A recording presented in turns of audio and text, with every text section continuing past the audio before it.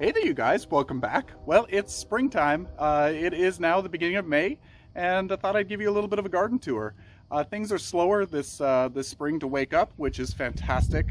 I can't believe I'm saying that it's fantastic, but for the past 2 years, we've had really warm Aprils, and then we've had a couple of really good freezes in May, and it's really set plants back.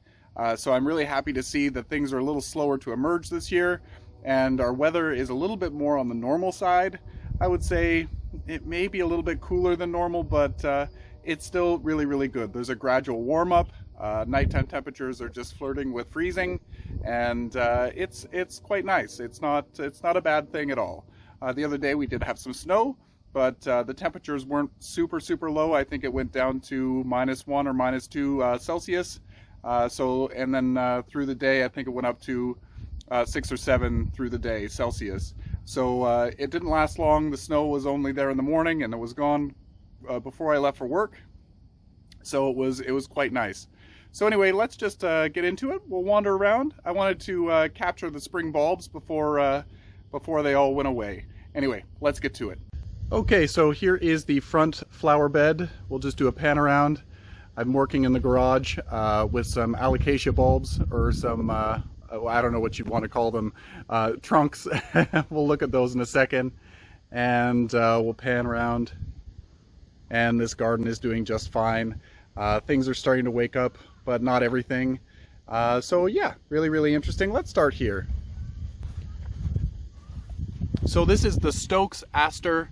I'm excited to see that this one has survived. It really had no reason not to, but I've tried growing them in the past and they rot over winter. But it seems to be doing just fine. I can't wait to see those flowers again.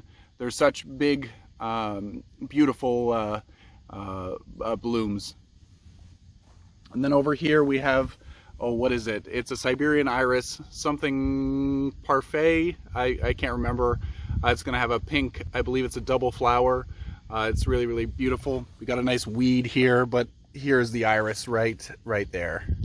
I've got a lot more than I had last year. I think last year I had 1 or 2 little plants, and this year there are several. So that's great. Hopefully I get blooms this year. I don't believe, no, I didn't have any blooms on it last year. Hopefully the wind isn't too bad. We've got, this is the sedum that I took cuttings of last year. In the back I have a variegated version of this one, and this is a reversion. What is it? The Sedum Seboldii, or Seboldii, and I love this. I love the blue-gray foliage. And then over here we have a couple of other different types of sedums. This one is just starting to put out its baby growth. And then this one here, look at how tiny the growths are. Oh, it's so beautiful. And then we've got the Echinacea twister back there, and it got 1 flower in the fall. I can't remember whether I showed you. And then over here by the rock we have some soapwort, and I believe there might be some buds starting. It is a spring bloomer. I don't see any buds. Let me know if you can see buds there. You guys are a little closer than I am. So it really got big. It's taking over that corner of the garden. And then we've got some hens and chicks right there by the rock, looking so beautiful. And then this is the Lime Zinger Sedum Sun Sparkler, and I love the colors of this. I've got some more sedum coming. I believe another Sun Sparkler variety. I think it's purple and pink is the one that's coming. So I'm excited to show you that soon. And then this lavender looks a little sad. This one is platinum blonde, but down at the base, hopefully it's coming into focus, you can see that there's some nice growth in there. I'll cut it back to where the growth starts. So it looks a little rough right now, but once I see where the growth points are, I'll trim it back and clean it up. And then this is my Hearty Hibiscus. I don't see any growth starting on this yet. They're very late to start, so I won't expect to see anything until about June. Last year and the year before, I think I had growth starting early May, so I don't know if that's going to continue. Like I said, in the past couple of years, we've had really, really warm Aprils and then a real big cool off in May.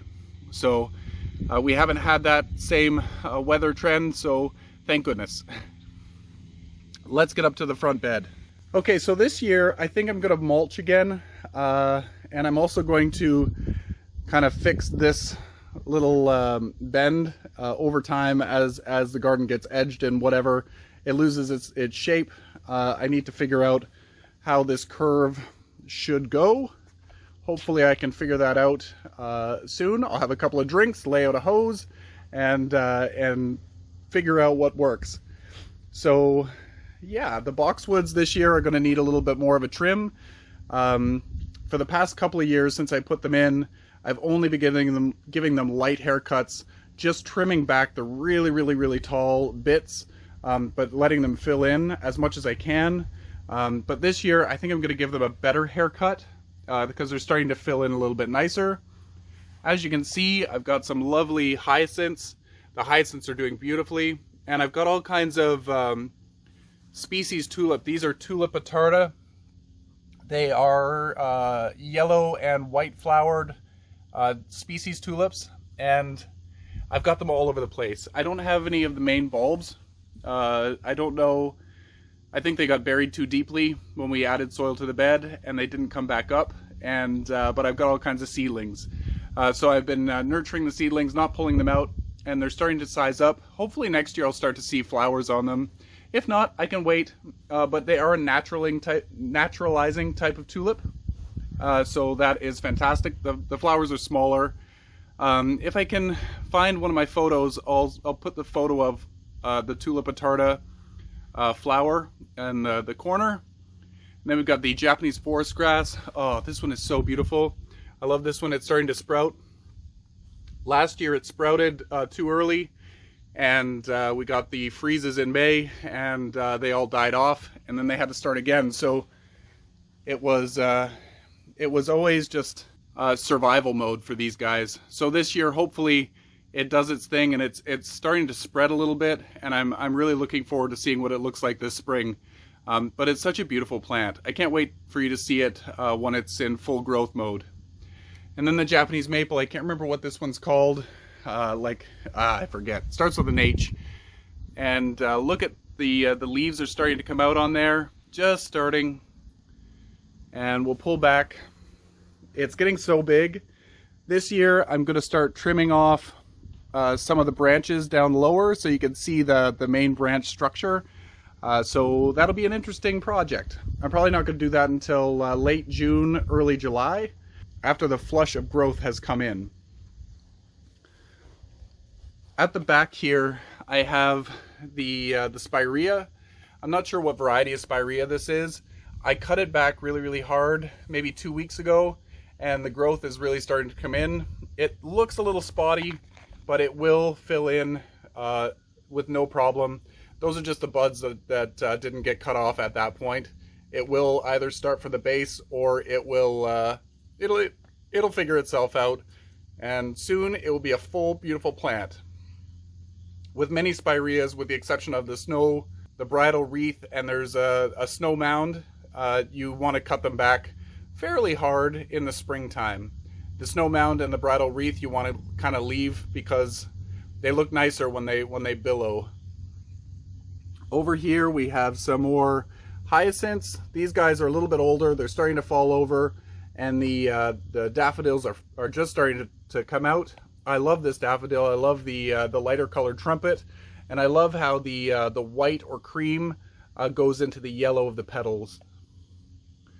And it's so much fun to see the gentian or the gentian. I don't know what you'd want to call it. Anyway, the beautiful blue flowers will come on these soon enough. I think that this one that we're looking at right now flowers really early in the spring, so we should start seeing buds soon. The other one that we'll see in a bit has flowers a little bit later, I believe. And then we got the Hanoki false cypress. It looks so cute. I love the way it looks like a cloud. I can't wait for this to get a little bit bigger. And then behind it we have the Dutch iris.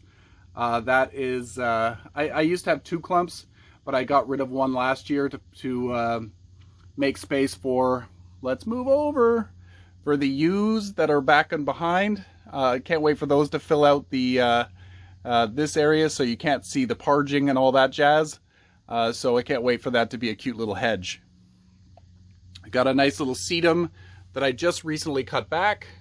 I forget the variety of that one. And then we've got some Grape Hyacinths. Oh, it smells so beautiful here. My sinuses don't like it, but I love it. So the Grape Hyacinths, they're starting to come into to flower. I don't know, my shadow is in the way. Can you see the flowers starting to come in? There we go. And then back at the back, we have a Sedum Autumn Joy that's really starting to come out, as well as some more daffodils. And there was something here that I was going to show you. Oh, let's see here. Moving in, we've got a perennial cactus. This one looks like it didn't survive the winter. Under here, it looks like it's all dried up, but I won't do anything with it. It might still have something alive left. And then we have one back here. Is it showing up? Yeah, you can see it right in the center of the screen. That one should have some flowers a little later on in the spring or into the early summer. Looking forward to that. And then more hyacinths. I love hyacinths. They come back really, really well year after year. Then we've got a lovely hens and chicks. This one's called something Thunder. I can't remember the Thunder. And then we've got a peony here. Hopefully this year this peony blooms. My aunt gave it to me a few years back as just a single root, and it's dividing quite well. It's adjusting really, really well, but it hasn't given me blooms. But I think it's been 3 years now. This is the 3rd year, so hopefully we'll see some flowers. And then over here we have the other gentian that I was talking about. This one is a much more full plant. This must be the earlier blooming one because I think I see the buds here. The phone is, or the camera is getting in the way. That's the camera shadow, not my own. But there's buds showing up on that plant. We got more Grape Hyacinths here. And then we've got the perennial geranium, or the hardy geranium, cranesbill. It's starting to come back. And at the back here we have the what is this, a variegated holly. It's not actually an ilex, it's something else. I can't remember the name. We've got some more daffodils and a euonymus. And then over here, I don't know whether you're able to see, but the dark foliage here is turtlehead, and they're all popping up everywhere, and I love seeing it. They've got such a beautiful leaf, the glossy green leaf. And then we've got the dogwood, the flowering dogwood, and its buds are starting to break. Hopefully they have all kinds of flowers. The problem is last fall, I don't know what happened, it started to flower last fall, so some of the buds might have been spent by blooming in the fall, so I don't know what it's going to do this year. Hopefully we get to see some flowers, but if not, I know that it was because it was confused. And then we've got some trumpet lilies over here. As you can see, there's some trumpet lilies. I need to take this clump. As you can probably see here, the bulbs are like right at the surface of the soil, so I need to go and dig these guys back in. They've been lifting over time. I just put some manure and black earth mixed together on top here, and it's starting to grow, as you can see. So I can't wait to see what this one does. And I've got a pole here to stabilize them because we get a lot of high winds here, and they need a little bit of support. And then just off to the side of the house, I don't have anything planted here yet. I have peas. I planted some seeds along the fence back here. We'll check on those in a second when we come around the side of the house. It's really windy. I hope it's not messing with the audio. And then here is the garlic section of the garden, and they're doing beautifully. So there was a lot of garlic going to seed last year, and hopefully that will mean that I'll have all kinds of babies that I'll have to spread out next year. This whole section will probably be garlic next year. Let's go check out what's in front of the garage.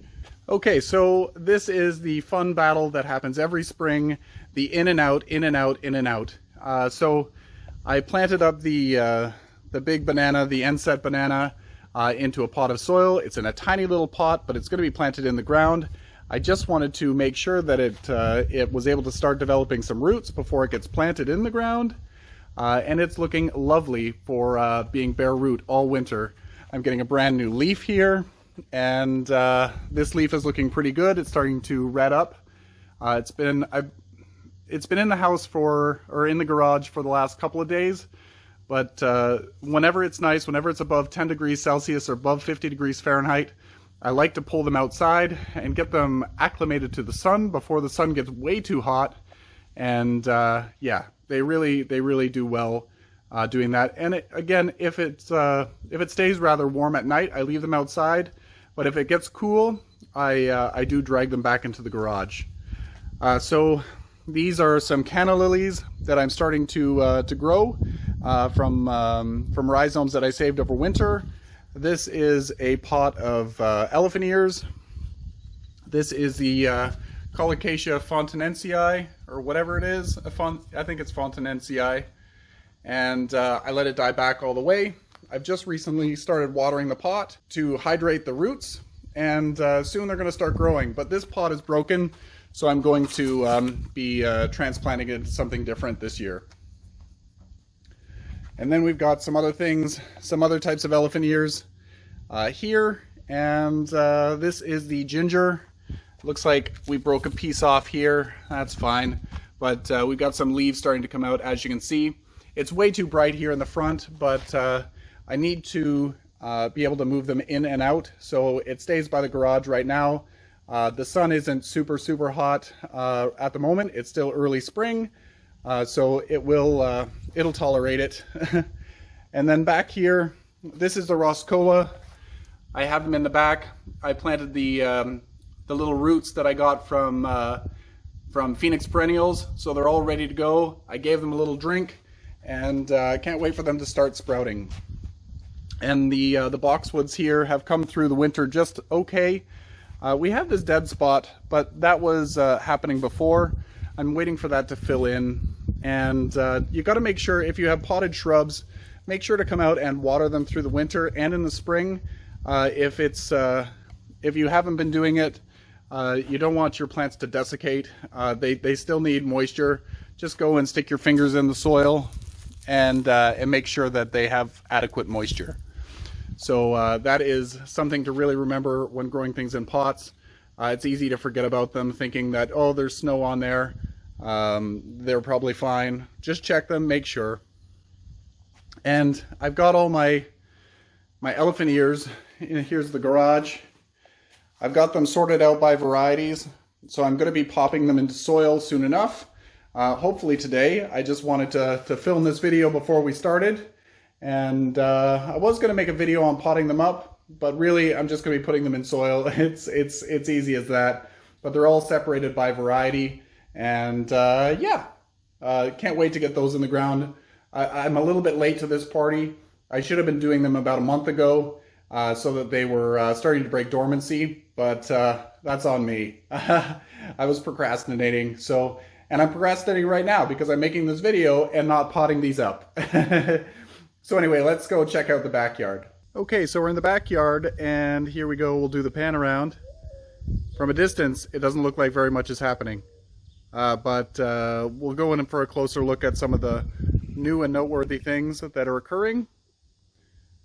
So there we go. And then not much is happening over here. We're waiting. The tropical plants are going to go along here, so we got to wait till it's warmer. And then here is this garden here. This one gets a lot of moss in it, so we'll see. The ground is really clay, very clay back here. So when we dug out the gardens, they're like holding beds for water. So that's really bad. That's why in the springtime I'm always fearful about what survives and what doesn't. So this is the Aurum Italicum. The leaves are looking so beautiful right now. I love these. Soon they should be starting to put out some flowers. Hopefully, I can't remember whether they were a spring flower or a fall flower. I can't remember. And then we've got the Sedum Thundercloud. That's coming up. That has such a beautiful leaf. Yeah, can't wait to see what happens there. And then we've got the hydrangea. Soon I'm going to be cutting back the hydrangea. What I'm doing is I'm waiting to see which ones of these buds are going to come out or which ones have been burned off.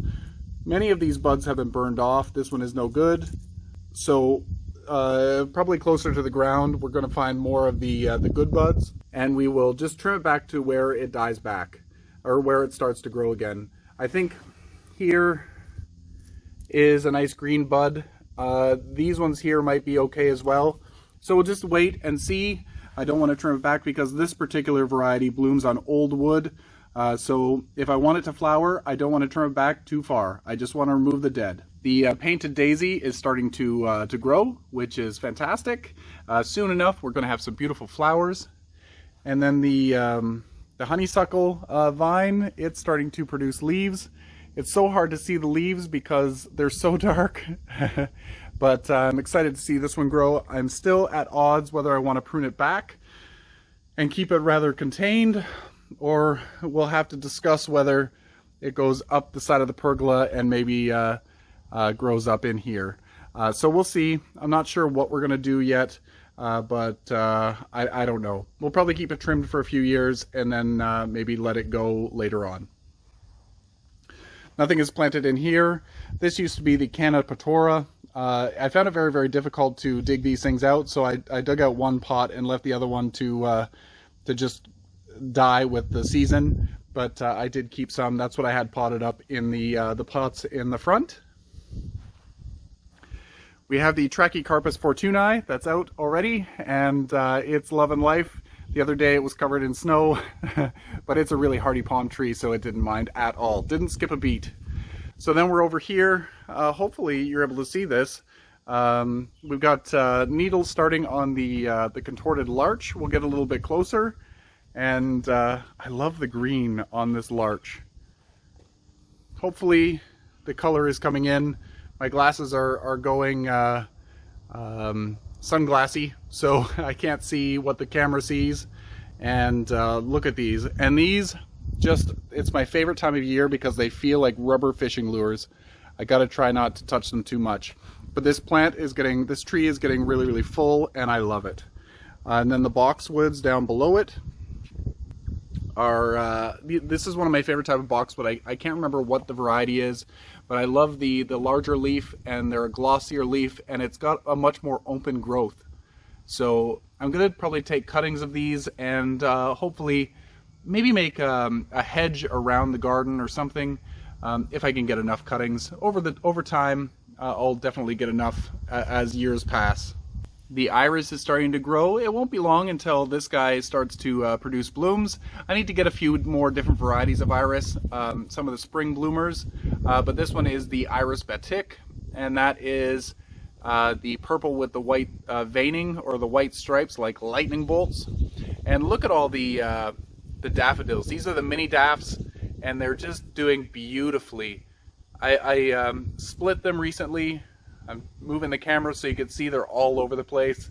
And as they grow and multiply, I will be dividing them into clumps throughout the garden. They're one of my favorites. And then over here, we have a little primrose that is in bloom.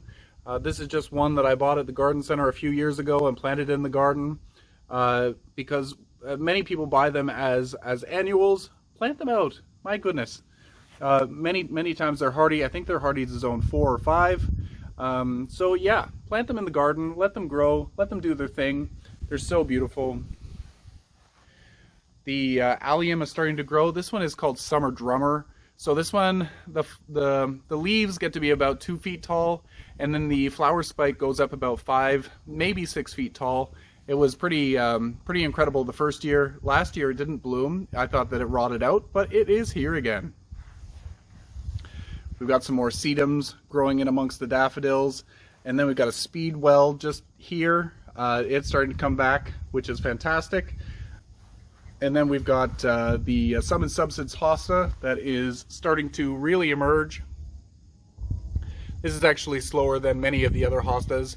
As we get around the garden, you'll see many other hostas are doing much better. And then a Gaillardia. This is the red variety of Gaillardia, I believe. And then we've got the Bastard Bomb. This little guy is one of my favorites. If you've been watching my videos, this guy is a favorite because you need a little bastard in the garden, a little bastard bomb to yell at when you're in the garden. And so it's actually getting a little bit smaller. Maybe I need to treat it better. Maybe I need to not yell at it. I shouldn't take all my frustration out on it. But yeah, it seems to be getting a little bit smaller. I'm not sure why. So anyway, and then back here we have the Lily Montego Bay. It's starting to grow up there as well, looking pretty nice. And I can't wait for it to flower this year. I can't remember whether it flowered last year. I think it did. So yeah, the clump is getting bigger. Every year the lilies get that little bit better. Let's move over to the Hosta garden.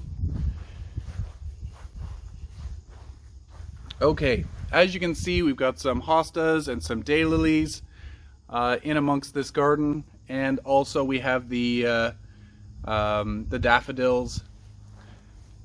This one back here, I think this one is Choo Choo Train, and it has the beautiful yellowish foliage and the wavy edge, and yeah, looking so good. And then back there is the Bleeding Heart bush, and it's getting ready to start flowering. I can't wait for that. As you can see, a lot of the hostas are starting to produce their growth. Got our bird bath here, and just up from the bird bath is the Cercis canadensis, the eastern redbud. Let's move in a little bit closer. You can see that the buds are starting to develop.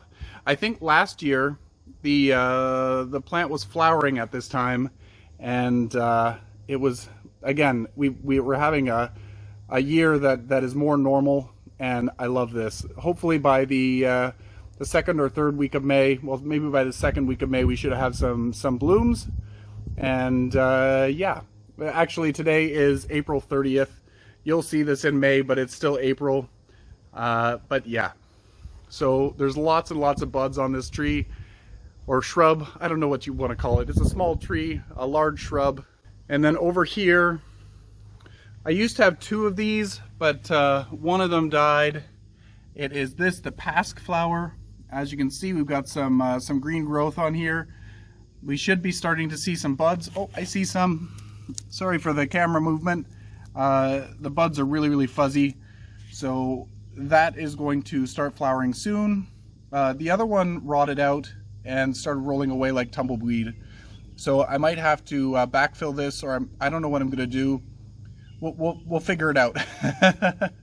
I probably just need to add some soil to around the base of it. And then we got the germander, which just looks like mint. And this ginkgo, it is it's called Troll. It's a ginkgo witch's broom, so it's a compact grower. It's just going to be like a tuft of ginkgo, and I don't know whether it's growing. I don't know. Hopefully it's still alive, but it's so wet back in this corner, I might have to move it. And then we got some ornamental onions. I think that this is Allium millennium. Here is the main plant right here. And I've got all kinds of little babies. I'm going to be giving these to one of my friends, my neighbor, and she used to grow them at her other house and recently moved closer here. And Melissa, if you're watching, these are going to be for you. I've got all kinds of them. And the Japanese maples are starting to grow. Let's get in a little closer. And you can see the buds starting to break. It's super exciting. I can't wait. This tree is going to get a little bit bigger. It looks like we've got some dead tips as they're a little bit brown. We've got the daylily in behind. We've got some more ornamental onions that have self-seeded. Those are going to you, Melissa. And the main clump there, and all kinds of babies around. And this one here, this is the obedient plant. I can't remember the Latin name, but I have a feeling I'm going to get rid of it this year. It grows beautifully, but it falls over and it's not as kept looking as I'd like it to be. When I used to grow it, I had acreage at my dad's house, and it was beautiful in a large garden. But when you're dealing with a limited space, it really takes up a lot of space. So I think I'm going to take it out, and I think I'm going to plant something different in its place. Maybe a shrub or something, but because it flops over, if it stayed tall and strong, I'd probably keep it, but it really doesn't. Then we've got our rhubarb. It's starting to come back. It's looking pretty good this year. And I can't wait that we're going to harvest it and maybe make some strawberry rhubarb pie or something. Rhubarb muffins, I'm not sure, but looking forward to that. And then the, what is this one? This is the cat mint. It seemed to have self-seeded all over the place. For years, I've wanted this to self-seed or divide. And now that it has, I'm like, oh, what did I wish for? So I've been ripping out bunches of it all over the place. I don't like this variety so much. It gets really, really big. I think it gets to be about 4 or 5 feet across by midsummer, and it's just really massive. There's other varieties that stay a little bit more compact, and I think I might switch it out.